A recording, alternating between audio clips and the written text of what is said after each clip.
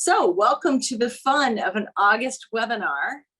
Thank you for joining the Perkins Summer Learning Series, Contemplation to Action. It's the fourth in a series of summer webinars that we have hosted in order to explore the state of college readiness and the state of college in general for our students aspiring to attend college with a vision impairment.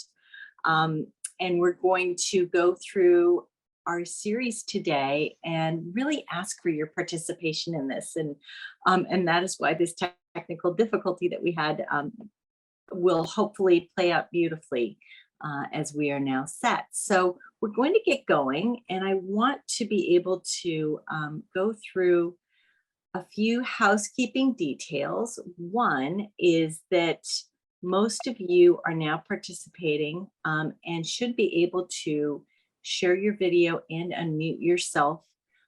So please do, as the conversation goes on, feel free to do that.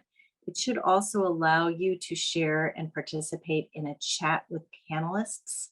And we encourage you to engage with us in that method. We know how helpful it is to know where folks are. We just had that bonding experience figuring out where everyone was. And now we really want to reinforce that as time goes on. So more housekeeping details as this is being recorded, and we will share the recording as we have with all of the other ones with you once it is put up into YouTube and available for your access. It will be stored with all of the other recordings as well from the first three in our series. Next, I think what I'd like to do is introduce myself. Some of you on the call know me, some of you don't, but Annie Tolkien and I have been creating this whole entire summer learning series. And for those of you who are new, I'm Leslie Thatcher, and I'm Director of College Success at Perkins, which is their college readiness initiative at Perkins School for the Blind. It includes our direct service program, Compass, as well as a national initiative that this summer learning series is a part of to explore the state of college readiness in the field, both of special education and blindness education, but also writ large in education in general. So that is a brief bit about me, background as a college counselor, a learning specialist, executive functioning coach, and in another lifetime, associate director of admissions at Lewis and Clark College. So I bring a broad, eclectic, but all very related set of experiences to the work we do together. I'd love Annie to introduce herself too. Sure. Hey, everybody. I'm Annie Tolkien. I'm the founder and director of Accessible College. I primarily support students with physical disabilities, so students who use wheelchairs and other types of mobility devices or have limited mobility. And I also support students with chronic health conditions, so things like autoimmune disorders, lupus, diabetes, Crohn's disease, kind of anything that will impact a student as they are entering the college space. My background is in university level disability support. I was the associate director of Georgetown University's Disability Support Office, which is called the Academic Resource Center. And I was there for about 6 years. So I use that knowledge and skill base to support students and families who are in the search and transition process. And Leslie and I have been working together for over a year now, Leslie. We created a college readiness resource website that Perkins has live, and I'll make sure to share that in the chat, which has a wealth of information. And I'm not just saying that because I had a hand in creating it, but it has some really fantastic resources for educators, TVIs, families, and students. And Leslie and I most recently presented at the National Association for College Admissions Counselors, NACAC, their DEI conference too, which kind of lends itself well to what we're going to be talking about today in terms of equity and inclusion and moving things forward. So I'll let Leslie kind of pick it up from there, and I will keep tabs on the chat and some other places as well. And I look forward to engaging in this conversation today.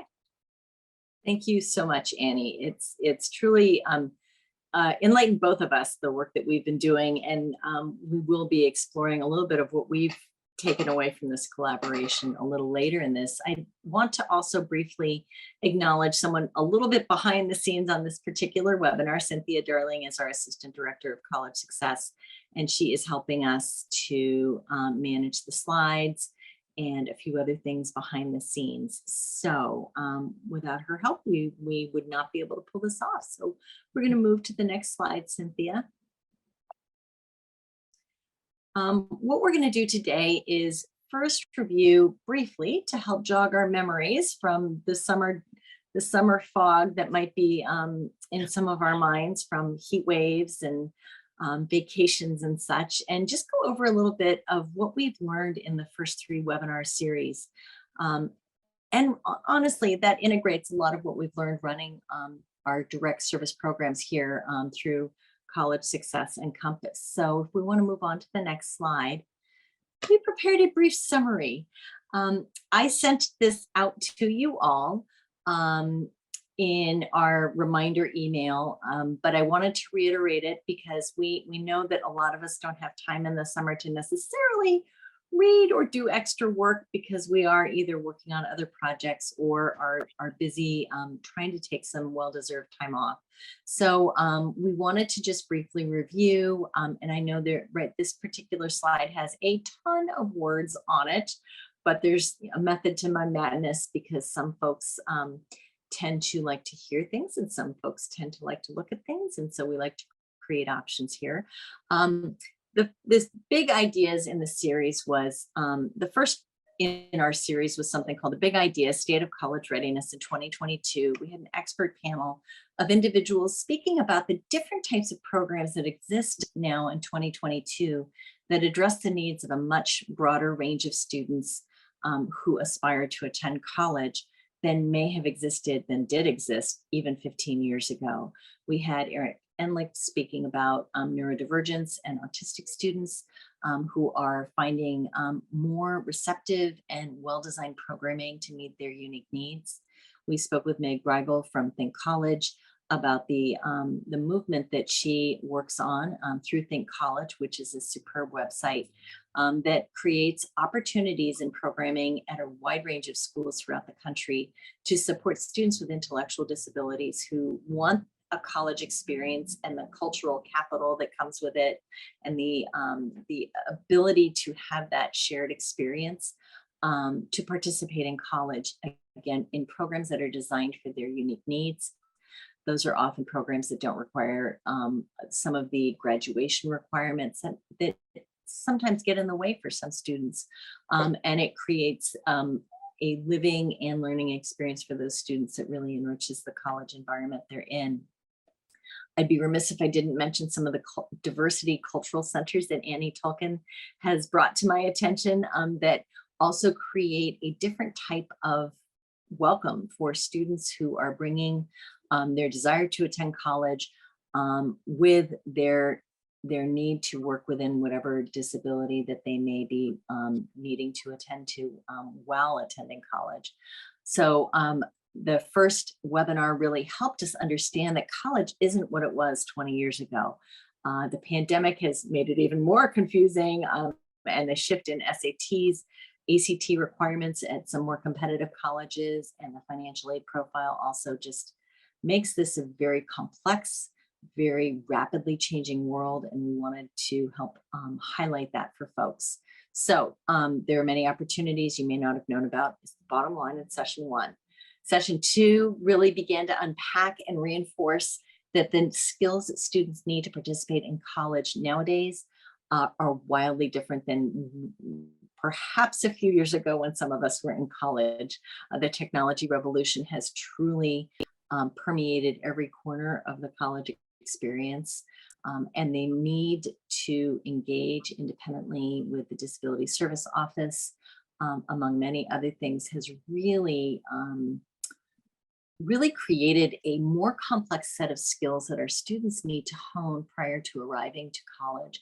So we brought together a fantastic panel to discuss the range of skills needed, both from a technology perspective with Diane Bronner, who is the manager of Perkins Paths to Technology blog, which I can't recommend highly enough. It is robust and very powerful. And we had Conchita Hernandez from Maryland School for the Blind, who is a TDI down in the state of Maryland. She also is researcher. She's pursuing her PhD and speaks very clearly and passionately about the needs of English language learners and under-resourced communities, to be sure that we're getting resources and adequate counseling for post-secondary options to those communities. And she brought several really great pro tips for us as educators to work with and hopefully meet with greater success with some of those populations.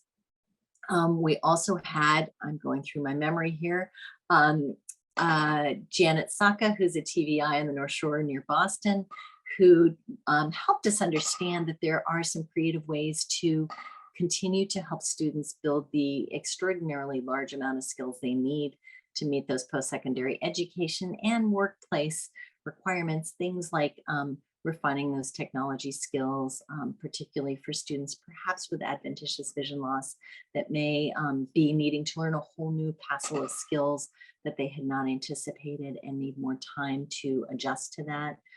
So a 5th year of high school has been a very successful technique Janet's leveraged for some of her students. She's also created transition programming in her communities so that a student and their whole family can participate in experiences that broaden a student's access to items they may have missed through that incidental learning loss, really reinforcing the ECC skills that often there's not enough time to address in the K-12 experience. So she's really expanded our idea of what is possible in our communities, even those with who are under-resourced. That was our second session. Our third session really said, okay, well, we've got all these great ideas and there's this great research out there and there's these great post-secondary programs. What are some programs out there that could help our students begin to get better prepared, or if they've graduated high school, that might help them get where they want to go once they're out of the K-12 experience? So we brought in some real innovators to discuss programming that they have created that is doing just that. Robin Clark from Utah School for the Blind explored her Bridges programming that works with students in Utah, that it integrates a very thoughtful approach to assessing where a student's skills are and building curriculum to build those skills up in a supportive but very direct, very authentic relationship with those students, so that they can begin to really get the independence and the advocacy practice that they need, with a clear understanding of their strengths as they go into post-secondary education.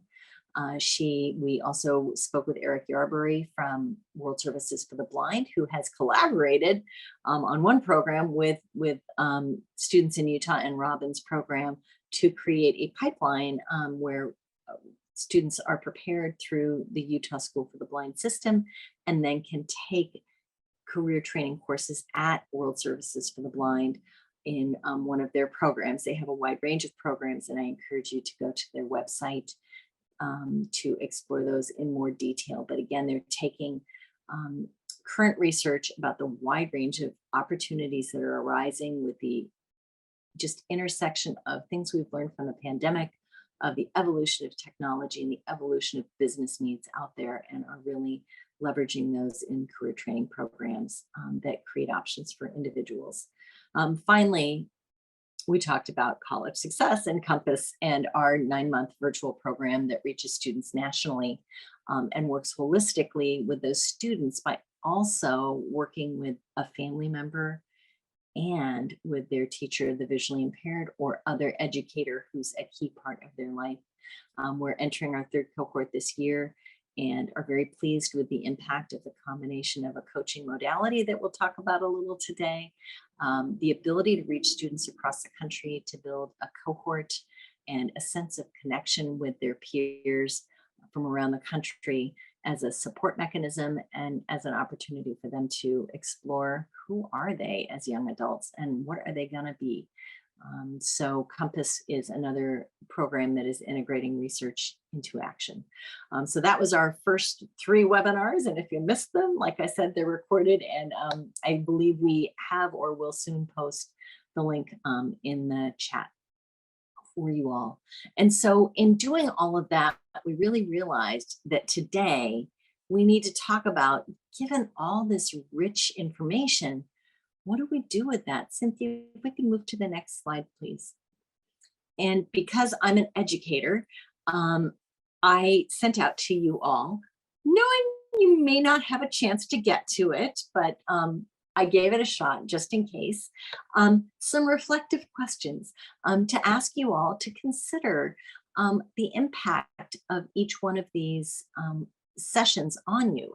And so we asked you to reflect on key takeaways from each session, and then specific questions related to the theme for each section.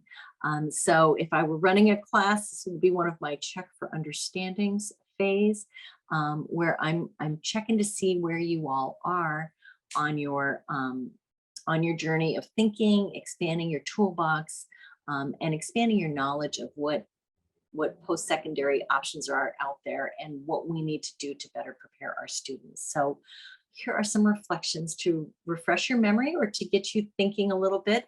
Some other key questions I'd love you to ponder as we dive into a little more prep before we do some individual and some sharing here would be to think about what barriers you've encountered in working with students with vision loss to gaining and building those skills to meet their transition goals. What challenges do you face as an educator or rehab counselor? I saw a couple of you all in there, or individual working in higher education. What challenges do you encounter to incorporate key elements of some of these learnings that we've brought to you, either on the high school or the college level? So ponder, think in the back of your mind, and we're going to move to really the heart of this presentation, and then some engagement with you guys. So get ready with your note-taking, whatever, pen or a computer, and we're going to get started. So if we can move to the next slide. A reminder, a couple other takeaways from the whole totality of this presentation, and really the 4 years of running our direct service programs here at College Success. The theme is transition is fragmented. It lives and belongs in many different parts of the education system. And it's difficult to coordinate each piece of it across 50 states and individual school districts, and the individual experience of each student living and learning with a visual impairment. We definitely have come to believe that starting earlier to gain these skills will help us to create greater independence, greater literacy, and really cognitive development that creates better options down the road. We do believe that students may, not all the time, but often need more time to gain this very complex set of skills that we're asking them and that they need to acquire to meet their transition goals. We definitely have come to understand, and that's part of why we're here today, is that we need to work even more together across stakeholder groups to provide more holistic support to understand the students' lived experience both in and out of school, in their communities, so that as things like person-centered planning really do help us see that they're living in a very complex environment, and sometimes we don't see each piece of it. Obviously, I'm a big fan of integrating research and curriculum development ideas from outside the blindness education and rehab field into this field. There's tons of terrific, thoughtful work going on about adolescent development, brain development, and so on that could inform and really shift some of our practices for the better and create better options for our students. And we also want to explore the intersection of students who may carry identities with other high-risk identities, such as additional disabilities, under-resourced schools, families who may or may not be operating with resources in their households that may or may not be a stable or supportive environment for that young person, and so on. So we really want to begin to empower us to develop tools to work across identities that our students bring and what their lived experience is, in addition to that of an individual aspiring to attend college with a vision impairment. So on that note, let's move on to the next slide. We, of course, in a exploration like today is going to be, we need inspirational quotes. And so today's inspirational quote is that you cannot cross the sea merely by standing and staring at the water.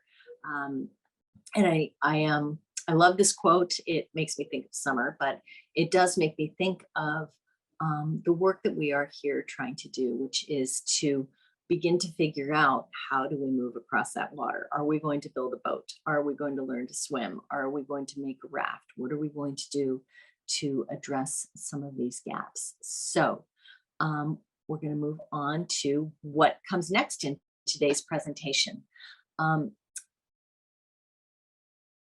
We're going to talk about several things fairly briefly. And we have materials that will support this in other resources like our College Readiness Resource Center.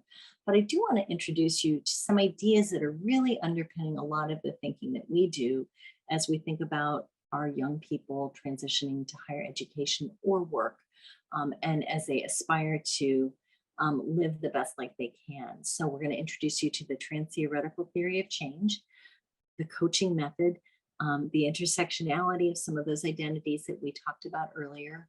And we're going to talk about the wheel of engagement and where you might fall on the wheel of engagement as you think of your moving from contemplation of these dilemmas to action. So next slide.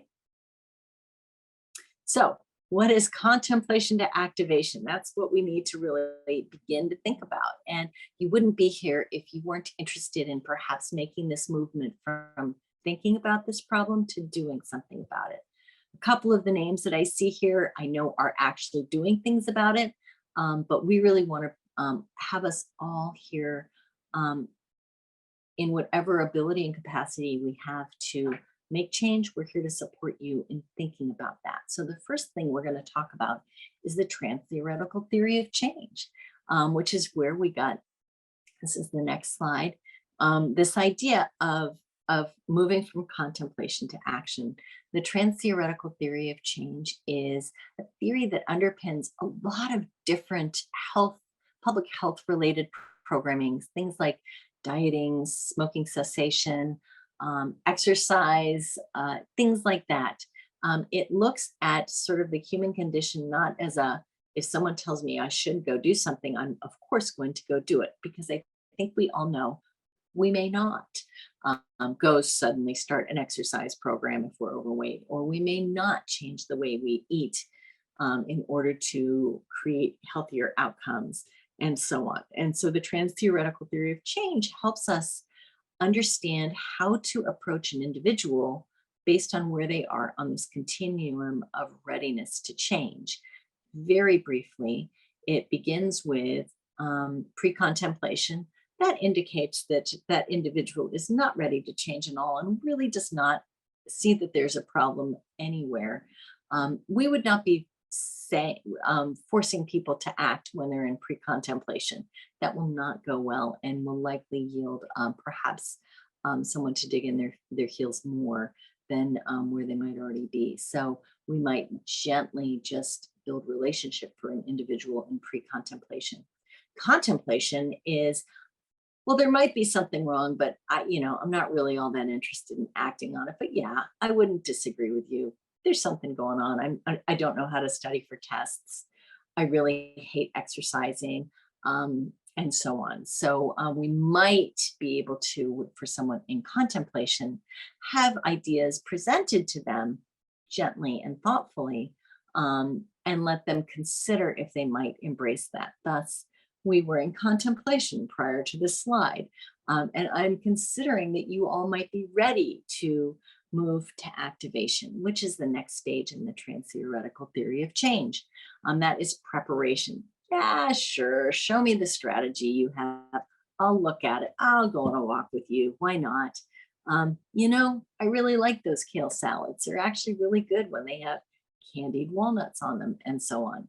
So that's preparation. And activation is really where I hope we get by the end of this webinar, and that really propels us into the year. Activation is, yeah, I go on a walk 3 days a week now, and it doesn't happen every week because when the weather gets bad, I kind of slow down, but I'm doing it more than I used to.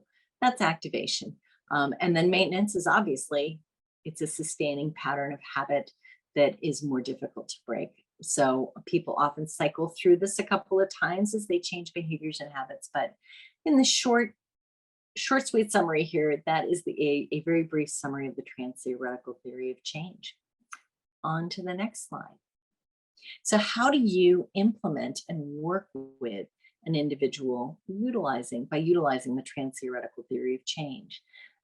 In my work, really over the last 15 plus years, I've utilized the coaching methodology, which really allows me to, even when I'm teaching a class or tutoring a student or doing college counseling, I'm using this modality to help move them towards greater independence, greater locus of control within them. And we know that our students often struggle with adults making decisions for them and not having as much sort of locus of control in them as we want. So coaching really allows us to work within where a student is, but to also begin to move that locus of control into them and having actions that they're taking that, as the image on this slide suggests, allows that carrot or reward for taking effort or taking action or effort, helps build that self-confidence, which then helps maybe expand an idea of goals, which then moves to some action steps that feel maybe more doable because the student has met with some success, which leads to taking perhaps a little more risk and in a good way, and then building self-confidence more and so on. It's a very powerful tool, and you can go to whole trainings on it and become certified coaches, and it's quite a powerful mechanism. So I wanted you all to understand some of the ideas that are behind the ideas that we're talking about today. And then finally, I wanted to introduce this idea of intersectionality. And Annie, are you out there? Yeah, I'm here. You ready? She's Yeah. gonna run a little bit. Yeah, so, I mentioned when we got started that Leslie and I were recently presenting at a NACAC, which is the National Association of College Admissions Counselors, DEI, Diversity, Equity, and Inclusion Conference. And so something that is really important for us to bring into this conversation is all the intersections, right? So intersectionality describes how a person's various marginalized identities work together to impact that person. So the example that we have here, if someone is working working class and has a disability, the combination of both factors shape that person's life experiences. And there might be other varying identities that the students that we're working with have, right? So it could be LGBTQIA students, it could be first-gen students, students who are the first in their family to try for college or to go on to college, students who are low income, or Black and Brown students, students with other types of disabilities. Those are all kind of varying marginalized identities. And we know, in fact, that people with disabilities are the largest minority group in the United States. We also know that 1 in 5 people has a condition that is a disability. So there are a lot of us around, lots of people with lots of different conditions that maybe they may or may not consider that as a part of their identity. And that's a part of I think the work that a lot of us do with students is helping them think through and kind of have conversations to flush out what identities they may or may not have and where they're at in that process of identifying those things. But the really important piece too is that there are so many intersections and overlaps and crossovers. And so I think like for a lot of us, as we're approaching our work with students, we need to remember that none of us are just one thing, right? We are complex individuals with maybe varying identities and experiences. And we bring all that to the table with us. It's a part of us. It's a part of the bag that we carry. And so it's important to be thinking about that as we're approaching our work and pushing things forward. So I'll just leave that there and we can go on to the next piece. Awesome. Thank you, Annie. And Annie and I found it's really been impactful for us as we have worked together to recognize that many of these low incidence disabilities that are marginalized in people's attention because there are so many competing challenges for school counselors, special educators, school leaders to consider, that it's often very difficult to get the kind of attention that our students deserve and need to improve outcomes. And so as we began to work more closely together, we began to realize that viewing it through this more intersectional lens really helped us think more holistically about students' experiences and make our students' challenges more relevant, our being those of us who work with students with a wide range of disabilities, more relevant to people who may be working with larger chunks of students in their minds. And we are able to get more attention to the needs of our students as well. And we can meet their needs better by recognizing that they're complex human beings with a range of identities to acknowledge. So on that note, on that inspiring note, today's goal is to move us from contemplation to action, right? And so we want to generate ideas with you. We want you to consider what role you might be able to play and to give you permission to choose the role that feels right to you. How involved are you interested or able to be? And we're going to introduce you to an idea to think about as you think about that. And then we're going to explore how you can take action. So we're going to have sort of two phases to some group work today, individual and group work. So get your brains assembled. For those of you who do want to participate, we hope you will. We are going to move to the next slide and introduce the idea of the 15% solution and the wheel of engagement to give us a mechanism to think about what we're going to explore today and how we're going to address or come up with some possible solutions that might work for us. So the first one we're going to look at is the wheel of engagement. So the next slide, please. All right. What we have here is an image of what looks like a bullseye. So it's one circle that's orange with a larger circle that's pale green, and a larger circle that's dark green, and a circle that encompasses everything that's blue. And it's indicating different levels of involvement that you might choose to or be able to consider for yourself in this particular situation. So the center, that orange core, that's core. Those are folks who are really activated by this idea of identifying key things to do to move these challenges forward.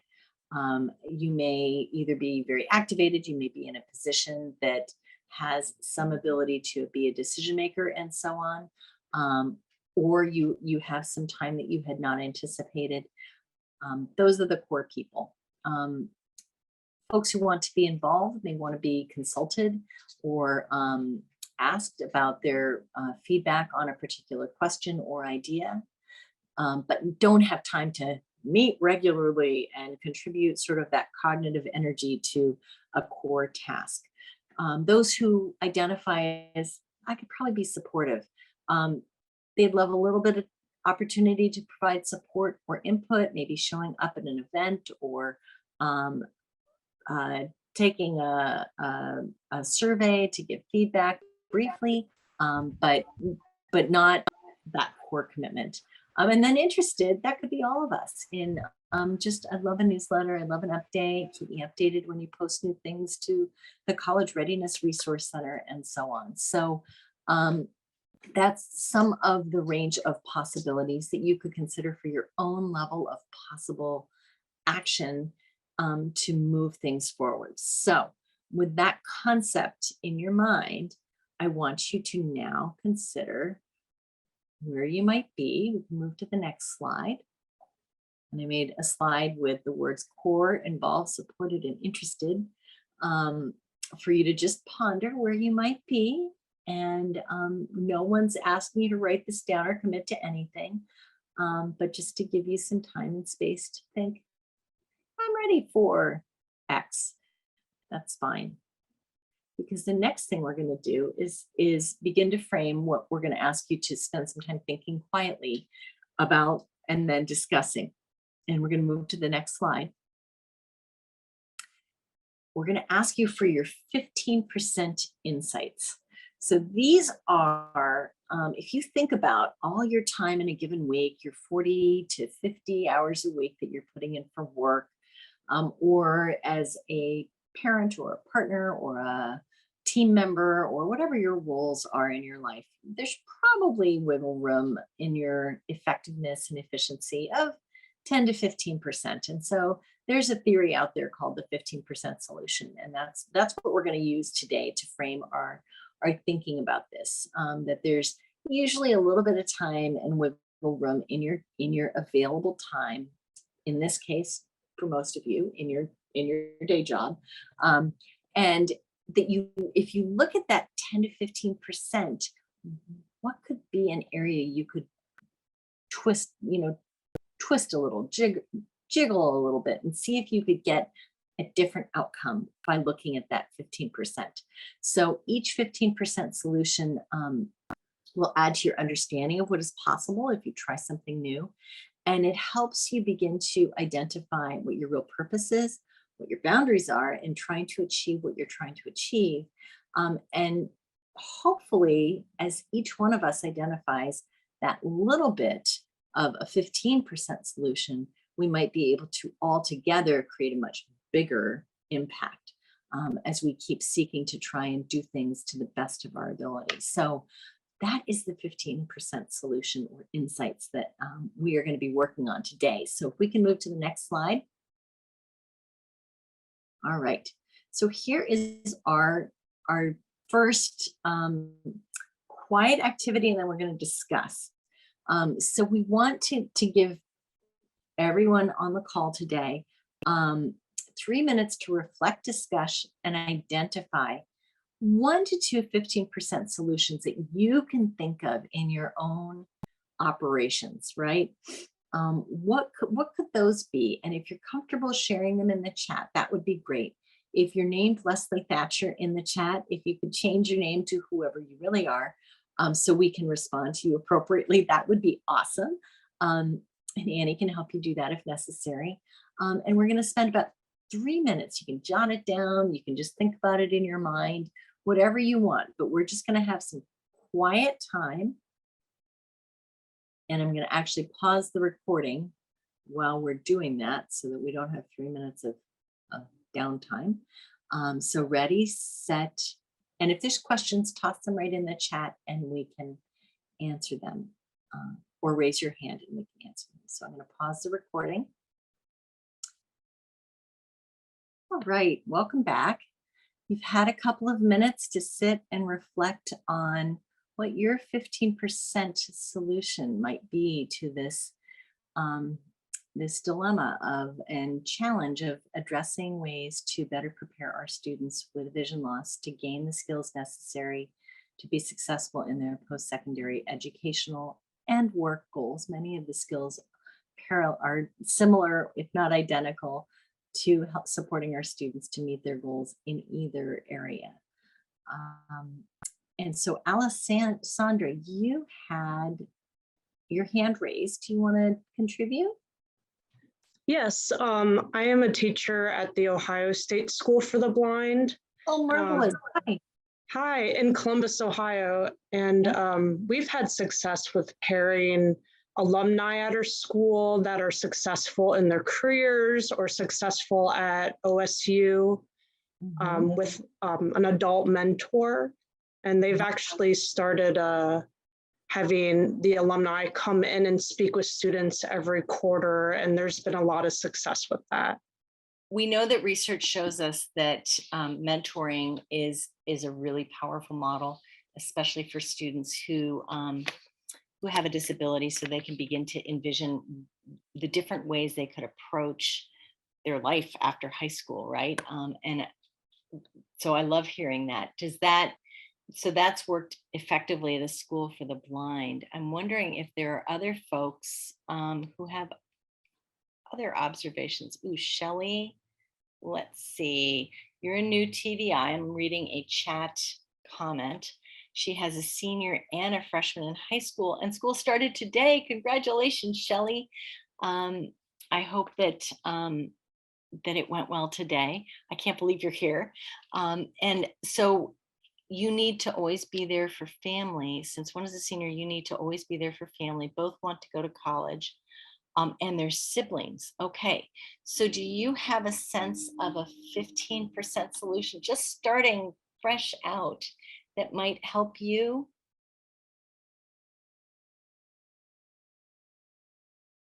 You can go off mute, or you could type a thought, or is attending today your thing that can help you? Yes, attending today can actually help me. Oops. I know that I want to. I know that I want to be. Shelley, you are for some reason muted on my screen right now. Oh, I know why. No, you're not. There you go. Go ahead. So, since I'm new and I'm new to these two children, I'm kind of feeling that I need to, for the insider, I need to always be there for asking and taking. And luckily, since they're siblings, we're going to be able to, they're going to be able to learn from high school or as we're going along. And I'm going to be able to help them, with the parent, getting that information to them more easily. And the parents are going to be able to learn as well. And I know that when I was with the meeting this last time, you had talked about doing the questionnaires with them. And that's the first thing that I want to do with them. I'm giving them a few days to kind of get acclimated at school, because they're in Gen Ed in Northeast Independent School District here in Texas. And so just want to get them acclimated first. The senior is a lot more outgoing and open, and I think I can get a lot of things done with her. The freshman is still a little more timid and not always willing to participate. So I'm hoping that he's going to mature a little bit more as we go along. Yeah. And be more willing to do, and be more willing to work on those things. So I'm probably going to be calling you all a lot. The college readiness checklist is the checklist you're talking about. And that's a fantastic way for both students to begin to help them understand the changes that will come. And you can pair it definitely with some of the resources in the College Readiness Resource Center as well. But the checklist just opens up those conversations and begins to help you know where you have to help them learn vocabulary, learn concepts, and that's fantastic. Wonderful, Shelley. Thank you for sharing, and congratulations on making it through your first day. I know, it's been crazy, but I'm so thankful that you've done these courses over the last 2 months. So it's been a lot. It's been real interesting and a real eye-opener to see what you can learn from it. This is stuff I had never heard about before, so I'm interested in telling my colleagues. Oh, I'm so happy. That's terrific. That's why we're here. Who else would like to jump in and offer their 15%?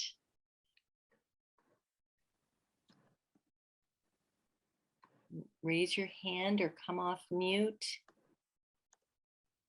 A couple of you I know. I'm going to start calling on you. Hi, Leslie. Hey, It's Linda. Well, I am new to California. For those of you who are online here, I work with Compass as a consultant, and I do not have students myself right now. I'm a TBI, but I don't have students, and I'm retired from a full-time job back in New York City. But now I'm in California, and I've already made a couple of connections with a school for the blind here and another program for low vision, serving low vision people and young adults, as a matter of fact. So my 15%, I guess, is to continue networking and, sharing the information that I've gotten through Compass and all the resources that Compass has conveyed to some of those teachers, TVIs, administrators in those programs, and continuing to spread the word. Cool. Awesome. Thank you, Linda, for joining us and contributing your experience and taking on California. That's a big state. Who else is out there?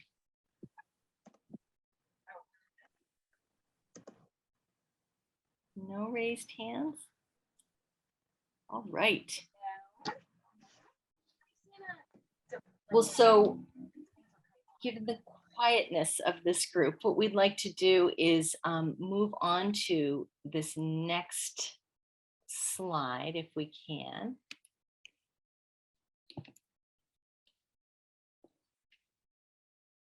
And we want you to, given the couple of pieces of feedback that we got on the first one, we want you to take a couple of minutes and we want you to consider what would help you at whatever level of engagement you're at to move the needle for your students. Shelley shared some for her, which is leveraging resources she's discovered that already exist that will help her move her students forward to meet their goals, their transition goals.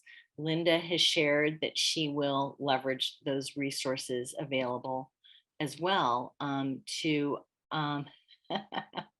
so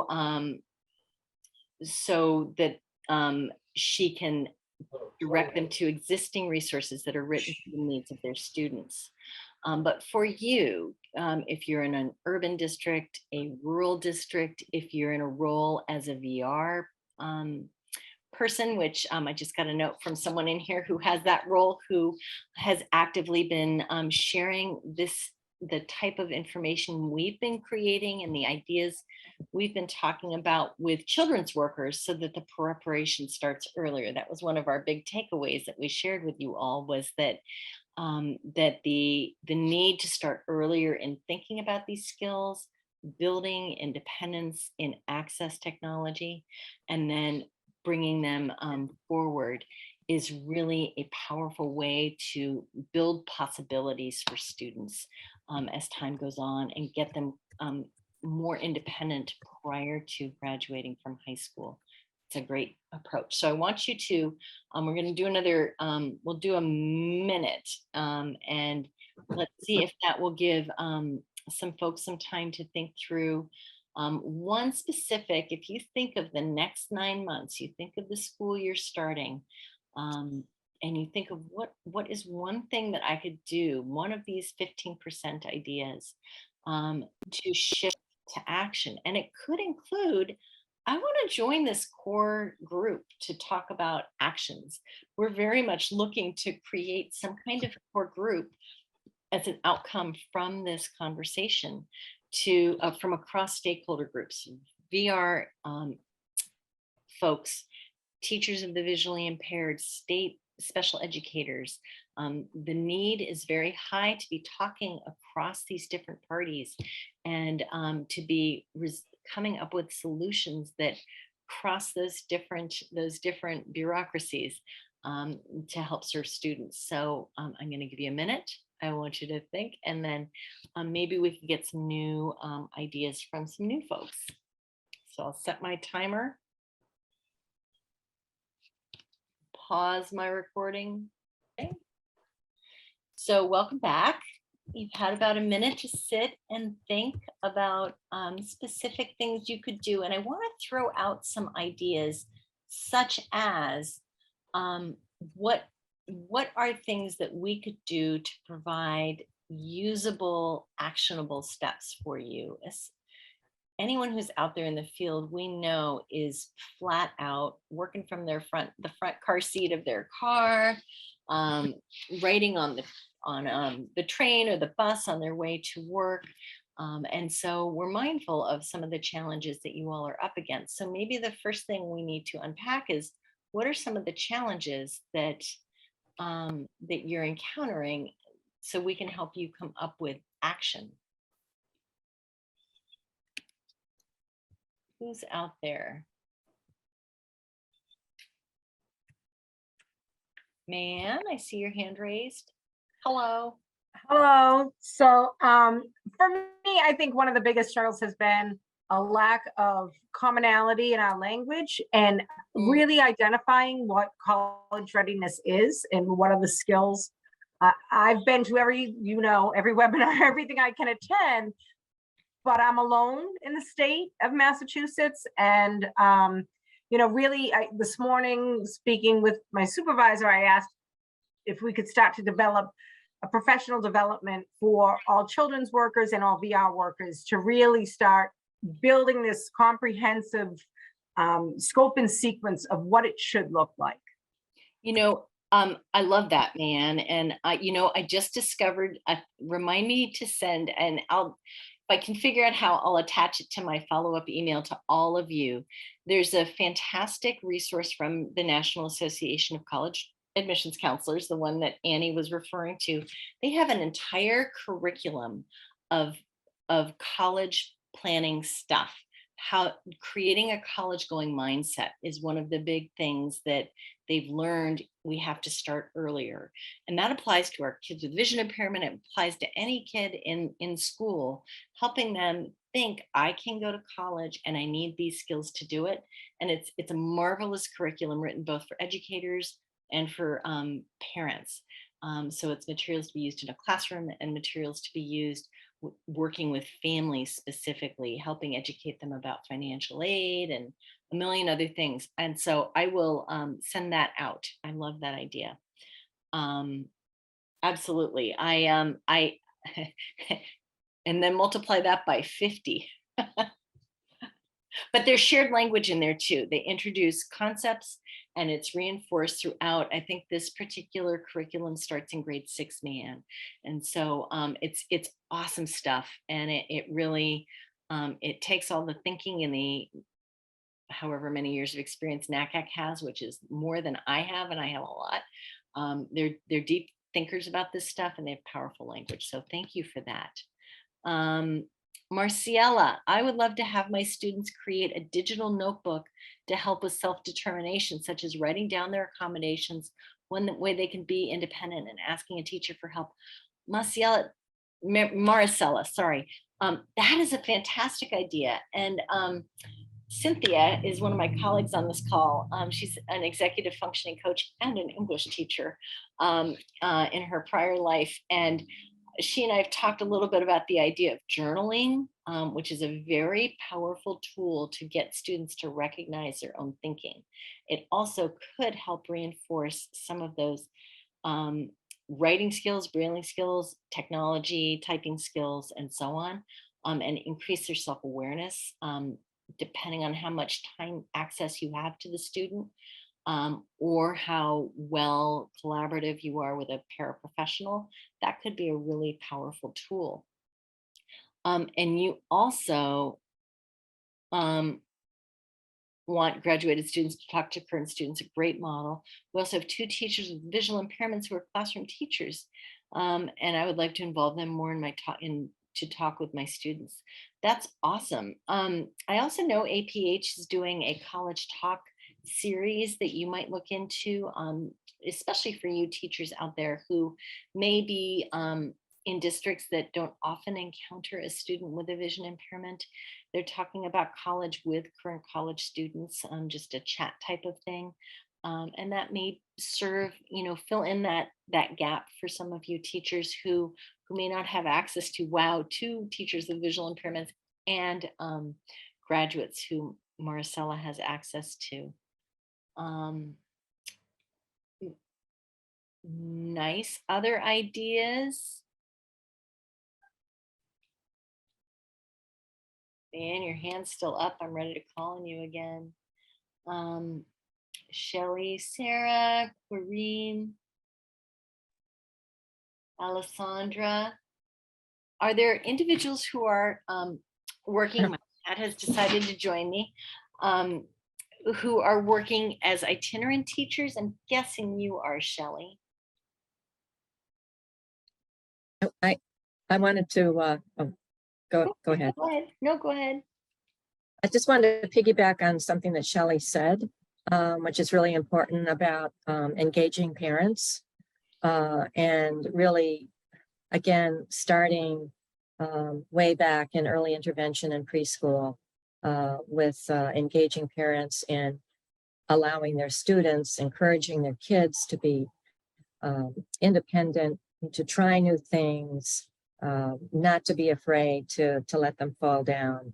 And starting in elementary school, helping them to know what is their vision condition and how to explain this to others, and some very basic things on asking for help. And this gets started very early, kindergarten, first grade.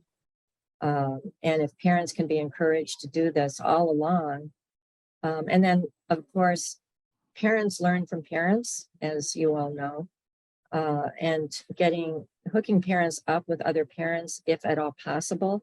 I know if you're in a state where, your student is the only student with vision loss within hundreds and hundreds of miles, it might be hard to do it person to person, but there are now virtual opportunities. The National Federation of the Blind has parent groups. There are other large organizations that have parent support groups that are done virtually. So that's a way to do it. And in our work at Compass, it's become very clear that parents appreciate hearing from other parents, other parents who are going through the same challenges. It's very powerful. So I would encourage that. Thank you, Linda. I could not agree more. We have come to learn that our parents, just like many parents out there as they consider post-high school planning, if they're not connected with a really excellent, well-trained vocational rehab counselor on the commission side of things and a TVI who's had experience working with students who are college bound, and even then it's hard because TVIs, they're not college counselors. It's a complex process. They are operating often with very little information about what the future holds. And we found that they often encounter just logistical obstacles in getting meaningful information. That's part of why we created the College Readiness resource with a whole section for parents. And just providing them that additional information may help them think in more critical ways about how to advocate in the IEP process, how to support you as a TVI or a VR counselor. So I love that point, Linda. It's really true. Other thoughts out there?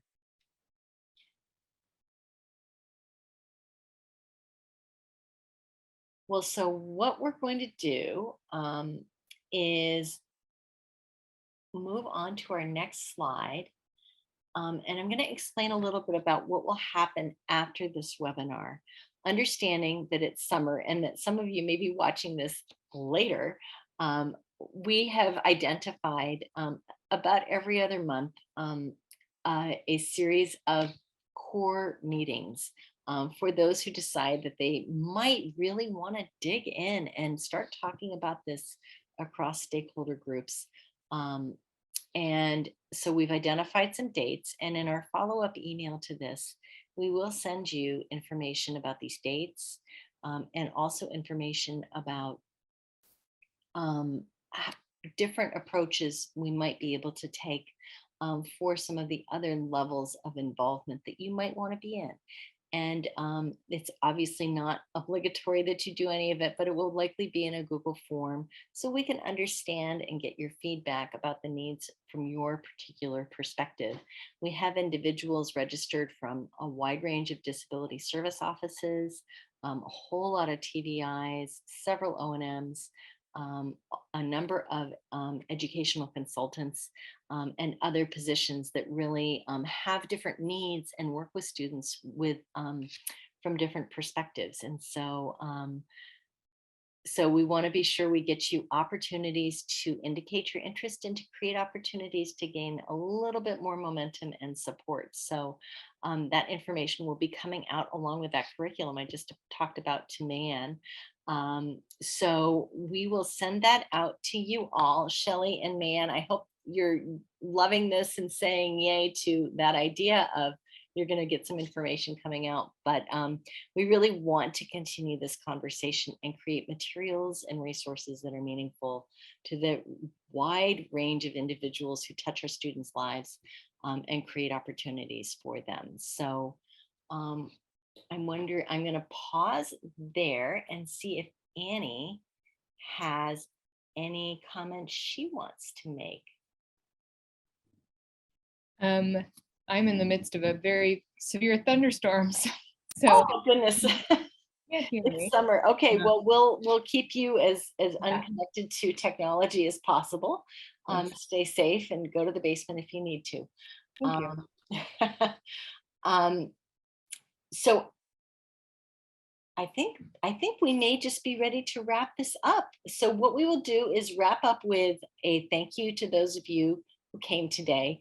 Again, in the middle of summer, we know this is an extremely difficult time to find the time to do this type of thing. And kudos to you, Shelley, for coming on the first day of school.